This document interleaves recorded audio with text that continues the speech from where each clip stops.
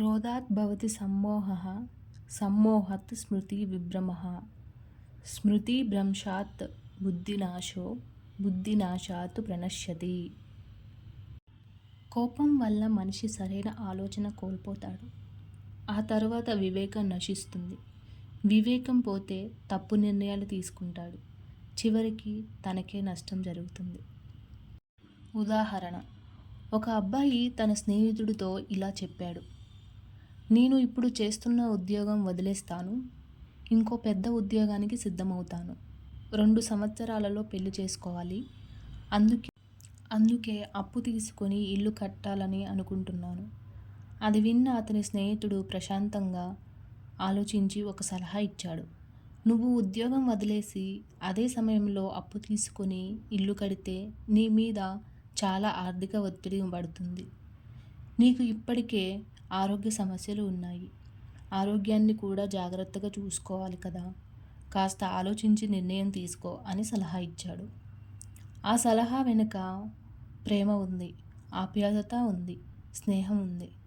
కానీ ఆ అబ్బాయికి ఆ మాటలను వేరేలా అర్థం చేసుకున్నాడు. నన్ను తక్కువ చేసి మాట్లాడావు, నన్ను అవమానించావు అని కోపం పెంచుకున్నాడు. అప్పుడు ఆ స్నేహితుడు వెంటనే చెప్పాడు: నా ఉద్దేశం అది కాదు, నీకు బాధ కలిగితే క్షమించు. అయినా అతని కోపం తగ్గలేదు. రోజులు గడిచాయి. మానసిక ఒత్తిడి పెరిగింది. ఆరోగ్యం క్షీణించింది. హై బీపీ తీవ్రంగా మారింది. చివరికి కిడ్నీలు దెబ్బతిని ట్రాన్స్ప్లాంట్ అవసరమని డాక్టర్లు చెప్పారు. ఇక్కడ ఒక ప్రశ్న: నిజంగా తప్పు చేసింది స్నేహితుడా? కాదు. సమస్య మాటలో లేదు, ఆ మాటను అర్థం చేసుకున్న విధానంలో ఉంది. అందుకే శ్రీకృష్ణుడు భగవద్గీతలో ఇలా చెప్పారు: క్రోధాత్ భవతి సమ్మోహః బుద్ధినాశాత్ ప్రణశ్యతి. అంటే కోపం మన ఆలోచనను మార్చేస్తుంది. ఆవేశంలో మనం నిజమైన ప్రేమను కూడా శత్రుత్వంగా భావిస్తాం. ఒక మంచి సలహా కూడా అవమానంగా అనిపిస్తుంది. ఈ కథలో జరిగింది కూడా అదే.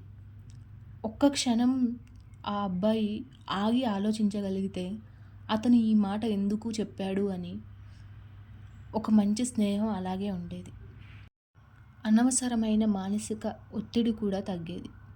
ఈ కథ మనకు నేర్పేది ఒక్కటే: ప్రతి మాటకు వెంటనే కోపంతో స్పందించకండి. ముందు ఆ మాట వెనుక ఉన్న ఉద్దేశాన్ని అర్థం చేసుకోండి. ఎందుకంటే చాలాసార్లు మనల్ని హెచ్చరించే వాళ్ళే మనల్ని ఎక్కువగా ప్రేమించేవాళ్ళు. ఇదే శ్రీకృష్ణుడు చెప్పిన జీవిత సత్యం.